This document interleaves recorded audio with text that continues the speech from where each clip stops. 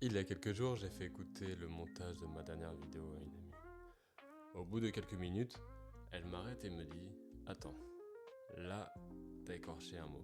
Tu devrais refaire la prise, ça fait vraiment très bizarre. » Sur le coup, j'ai souri. Mais après, je me suis posé une question. Pourquoi est-ce que ça nous dérange autant d'entendre quelqu'un parler comme un véritable être humain? Parce que oui, j'avais simplement mal prononcé un mot. J'avais respiré, j'avais hésité une fraction de seconde. Rien d'anormal. Et pourtant aujourd'hui, notre oreille est tellement habituée aux voix parfaites qu'une petite imperfection peut presque nous sembler anormale. Et c'est là que j'ai réalisé quelque chose d'assez inquiétant. Nous sommes peut-être en train de nous habituer à la perfection, au point de ne plus reconnaître le naturel. Regardez votre téléphone. TikTok, Instagram, YouTube, Short. Des voix qui racontent des histoires, des voix qui expliquent l'actualité, des voix qui racontent des faits divers, des voix qui semblent humaines, mais qui ne le sont parfois absolument pas. Derrière ces voix, il y a parfois des textes générés automatiquement, des images générées par IA, des montages automatisés. Bref, un contenu fabriqué presque entièrement par des machines. Mais le véritable problème n'est peut-être pas que l'IA puisse parler comme nous. Le problème, c'est que nous commençons à lui faire totalement confiance.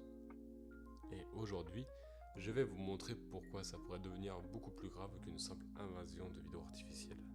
Bienvenue sur Choc et Remède. Imaginez quelqu'un qui veut créer une chaîne YouTube.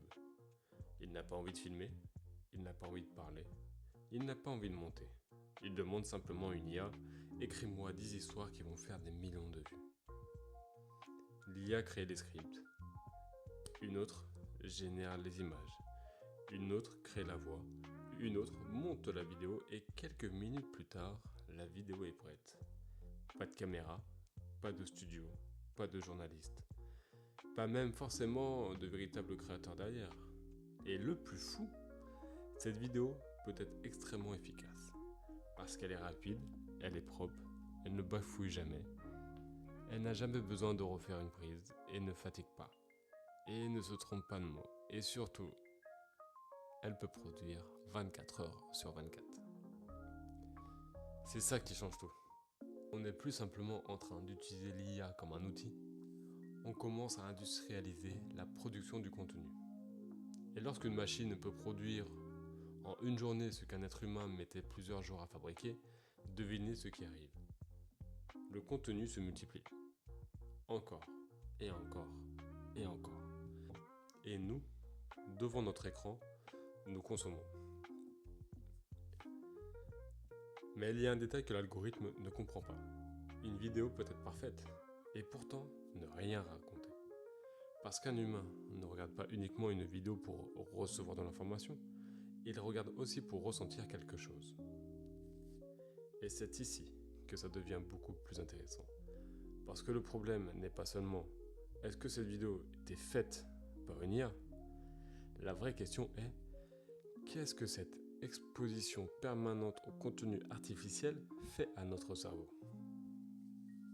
Regardez, imaginez deux personnes. La première vous parle. Elle cherche ses mots. Elle fait une pause. Elle rit parce qu'elle vient de dire quelque chose de maladroit. Elle reprend sa phrase. Elle respire. La deuxième personne parle parfaitement. Même rythme, même intonation. Aucune hésitation, aucune fatigue, aucune erreur pendant quelques minutes. La deuxième peut sembler plus professionnelle. Mais après des heures et des heures de vidéos parfaites, notre cerveau finit par prendre cette perfection comme référence. Et c'est là que le piège en fait commence. On risque progressivement de trouver les vrais humains trop lents, trop brouillons, trop longs, trop imparfaits. Et imaginez les conséquences. Un jeune créateur commence une vidéo. Il bafouille, il recommence, il hésite. Et immédiatement il se dit « Ah, je suis nul ». Alors que non, il est simplement humain. Et à force de comparer des humains à des machines conçues pour être parfaites, on demande aux humains de fonctionner comme des machines. Et ça, c'est une comparaison qu'ils ne pourront jamais gagner. Mais jusque-là, on pourrait presque se dire, bon, c'est juste des vidéos d'internet. Eh ben non. Parce que la même technologie existe désormais dans un domaine beaucoup plus dangereux. L'arnaque.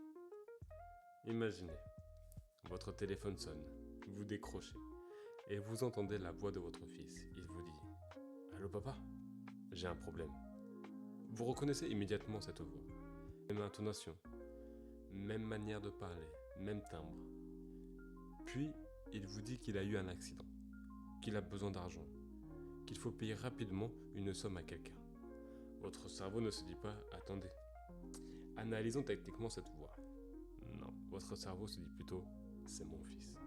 Et c'est précisément là que l'émotion peut court-circuiter notre capacité de vérification. Une voix n'est plus forcément une preuve d'identité. Ça, c'est un changement énorme et très dangereux.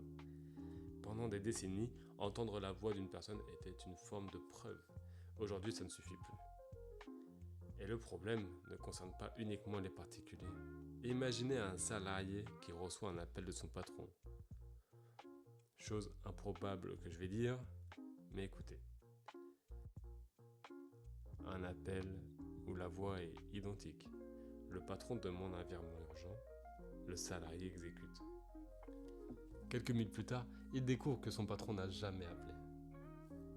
Mais la voix était réelle. Mais la personne derrière ne l'était pas. Alors maintenant, la question qui nous intéresse vraiment, comment est-ce qu'on fait pour ne pas se faire avoir? Première chose, arrêtez de considérer une voix comme une preuve suffisante. Si quelqu'un vous appelle avec une demande urgente et inhabituelle, ne réagissez pas immédiatement. Raccrochez. Appelez vous-même la personne sur son numéro habituel. Posez une question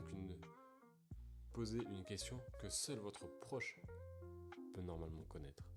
Et surtout, ne laissez jamais l'urgence décider à votre place. Parce que l'urgence est justement l'une des meilleures armes de manipulation. Il faut le faire maintenant. C'est urgent, ne raccrochez pas. Ne contactez personne. Dès que quelqu'un vous empêche de vérifier, vérifiez 2 fois. Et maintenant, revenons à cette petite erreur que j'ai faite en début de cette vidéo. Parce que bon, elle est peut-être beaucoup plus importante qu'elle n'en a l'air. Je pourrais cloner ma voix, je pourrais demander à l'IA de lire ce texte. Je pourrais supprimer chaque respiration, chaque hésitation, chaque bafouillage, chaque erreur. Et vous auriez probablement une vidéo beaucoup plus propre. Mais est-ce qu'elle serait vraiment meilleure? Je ne suis pas certain. Parce que lorsque vous regardez quelqu'un parler en face caméra, vous ne cherchez pas seulement une information, vous cherchez une personne, une personnalité, une émotion. Quelqu'un avec qui vous pouvez créer une connexion. Et cette connexion n'est justement des petits détails impossibles à planifier, comme un rire, une hésitation, un regard, une respiration, une phrase qu'on recommence ou encore un moment où on cherche ses mots. C'est ça qui nous rappelle qu'il y a quelqu'un derrière l'écran. Et c'est peut-être que c'est justement pour cette raison qu'on observe aussi un retour vers des formats beaucoup plus humains, comme les podcasts, les longues conversations, les interviews, les vidéos face caméra, des contenus où l'on accepte de laisser respirer les gens. Parce qu'après des années de contenu ultra court, ultra rapide et ultra optimisé, beaucoup cherchent quelque chose que l'algorithme ne sait pas facilement fabriquer. Une vraie présence. Mais attention, il ne faut pas tomber dans l'autre extrême. L'IA n'est pas notre ennemi. Elle est peut-être un outil extraordinaire. Elle peut nous aider à rechercher, à traduire, à monter, à apprendre, à créer. Le problème commence lorsque nous lui demandons de remplacer entièrement l'humain. Un marteau peut construire une maison, mais vous ne laissez pas le marteau décider où vous allez vivre. L'IA doit rester un outil, pas devenir l'auteur de notre réalité. Alors oui, dans mes prochaines vidéos, il m'arrivera encore d'écorcher un mot. Il m'arrivera encore de bafouiller, de reprendre ma respiration, de chercher une phrase. Et peut-être même que quelqu'un me dira « Stéphane, tu aurais pu refaire cette prise ». Mais je crois que je vais continuer à garder certaines de mes imperfections, parce qu'elles racontent quelque chose. Elles disent « Cette vidéo a été faite par quelqu'un ». Et dans le monde où nous allons bientôt pouvoir fabriquer presque n'importe quelle voix, n'importe quel visage, n'importe quelle image, n'importe quelle histoire, le simple fait de savoir qu'une personne réelle est derrière ce que vous regardez pourrait devenir extrêmement précieux. Alors la prochaine fois que vous entendez une voix parfaite sur internet, ne vous demandez pas seulement est-ce que cette voix sonne humaine. Demandez-vous qui est réellement derrière cette voix. Parce que demain, la différence entre le vrai et le faux ne sera peut-être plus visible. Elle ne sera peut-être plus audible. Et c'est précisément pour ça qu'il faudra apprendre à vérifier, à douter, à ralentir et surtout à rester humain. Et vous, dites-moi, vous préférez une voix parfaitement artificielle ou une vraie voix humaine avec ses petits défauts? Dites-moi votre avis en commentaire. Je veux vraiment savoir ce que vous en pensez. Si vous aimez les sujets qui nous poussent à réfléchir sur le monde dans lequel on vit, abonnez-vous à Choc et Remède. C'était Stéphane. Prenez soin de vous et surtout, restez réel.